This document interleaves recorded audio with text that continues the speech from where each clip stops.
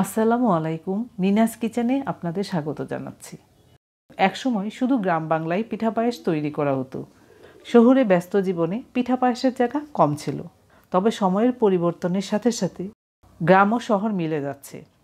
প্রিয় দর্শক, আজ আমার মায়ের হাতে খুব টেস্টি, সুস্বাদু, অসাধারণ একটি রেসিপি নিয়ে চলে এলাম। লাউ দিয়ে তৈরি করা হয়। দুধ লাউ বা দুধ কদু, আর আধুনিক নাম যদি বলা হয় তবে বলতে হবে লাউয়ের পায়েস। আমাদের বিক্রমপুরে খুব জনপ্রিয় খাবার দুধ লাউ। কোনো এক সময় বলা হতো গ্রাম বাংলার খাবার এগুলো, এখন আর তা বলা হয় না। নামটি যেহেতু হচ্ছে দুধ লাউ, দুধ ছাড়া তো হবেই না। ফুল ক্রিম তরল দুধ নিলাম। এখানে 2 কেজি তরল দুধ আছে। দুধের হাঁড়ি বসিয়ে দিয়েছি আগেই, চুলাও ধরিয়ে দিয়েছি। যে কথাটি আমি সবসময় বলি তা আবারও বলছি, দুধ ফুটে ওঠা পর্যন্ত নেড়ে দিতে হবে। তাই দিচ্ছি। এর মধ্যে দুধ ফুটে উঠেছে। চুলার আঁচ কমিয়ে দিলাম। দুধ ঘন হতে থাক। আসুন আমরা যাই লাউয়ের কাছে, তবে মাঝে মাঝে দুধ নেড়ে দিতে হবে। বন্ধুরা, একটু আগেই গাছ থেকে লাউটি কাটা হয়েছে। যারা নতুন শিখছেন তাদের জন্য বলছি, যে কোনো লাউ দিয়ে দুধ লাউ বা লাউয়ের পায়েস তৈরি করলে খেতে ভালো হবে না। লাউ যেন খুব কচি না হয়, আবার খুব বড় না হয়। বড় বলতে আমি বুঝাচ্ছি লাউয়ের ভিতরে বিচি যেন বড় হয়ে শক্ত না হয়ে যায়। তাহলে বলবেন তো কী ধরনের লাউ লাগবে? বলছি, লাউ হতে হবে মাঝামাঝি মানের, কচিও না আবার বড়ও না। আপনারা যদি লাউ দেখে নিতে পারেন তবে তো কথাই নেই। আর যদি না পারেন তবে এভাবে চিমটি কেটে দেখবেন, তখন বুঝতে পারবেন লাউ কচি না বড়।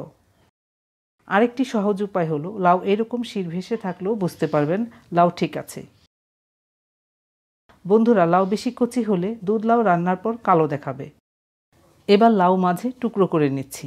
টুকরো করে নিলাম। দেখুন, দুধ লাউয়ের জন্য পারফেক্ট লাউ। এই লাউ দিয়ে দুধ লাউ তৈরি করলে দুধ লাউ কালো হবে না। আমি এই অর্ধেক লাউ দিয়ে দুধ লাউ তৈরি করব। এই অর্ধেক লাউয়ের মাঝে আবার চিড়ে দিচ্ছি। এর মাঝেও আবার টুকরো করে নিলাম, খোসা ছাড়াতে সুবিধা হবে তাই। আমার সুবিধা মতো আমি ছোট করে নিচ্ছি।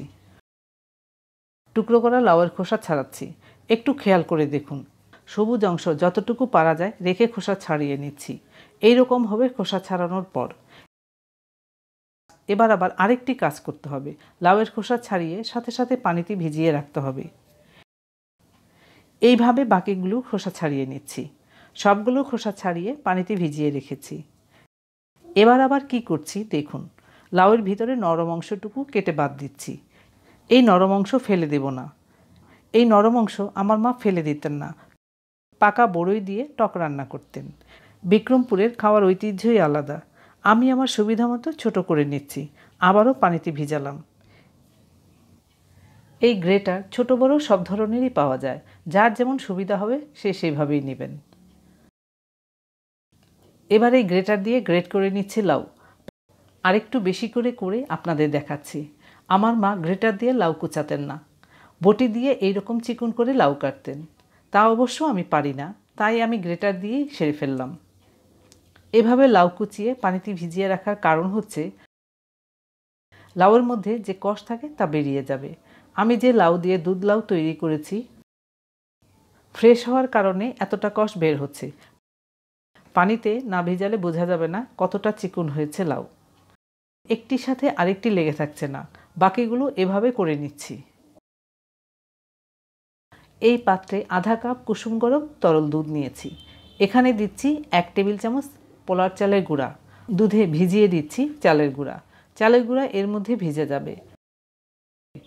আপনারা হয়তো ভাবছেন এর মাঝে চালের গুঁড়া এলো কী করে, রান্না হবে দুধ লাউ। দেখতে থাকুন আপনারা।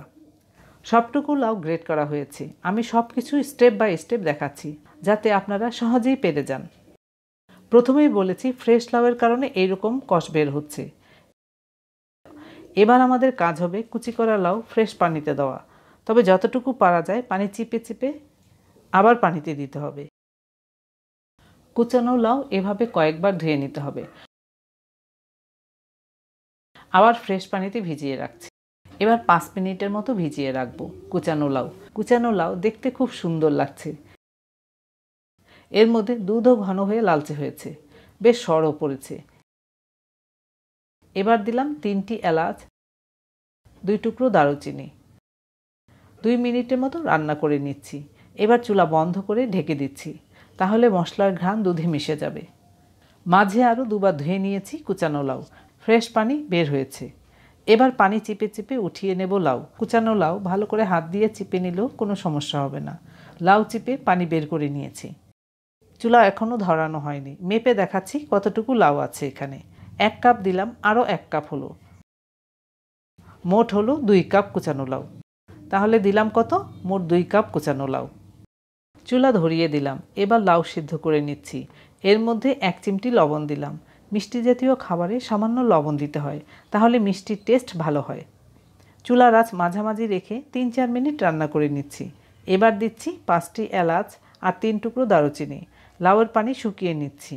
আমার মা যেভাবে করতেন আমি ঠিক সেভাবেই করছি, তবে একটু ব্যতিক্রম হলো আমি 1 চা চামচ ঘি দিয়েছি। এর মাঝে ঘি মিশিয়ে আরও কিছুক্ষণ রান্না করে নিচ্ছি। লাউ রান্না হয়েছে, কাঁচা ঘ্রাণ চলে গিয়েছে, খুব সুন্দর ঘ্রাণ বের হচ্ছে। লাউ অনেকটা কমে গিয়েছে। এবার দিয়ে দিচ্ছি উঁচু করে 1 কাপ খেজুরের গুড়। কোন ধরনের গুড় দিয়ে রান্না হচ্ছে গুড়ের পরিচয় দেওয়া আছে আমার আরেকটি রান্নাতে, হাতে কাটা সেমাই পিঠার রেসিপিতে। আমি নিচে লিংক দিয়ে দেব, কেমন? কোনো পানি দিতে হবে না, রান্না করতে করতে গুড় গলে যাবে এমনিতেই। দেখুন গুড় গলে যাচ্ছে।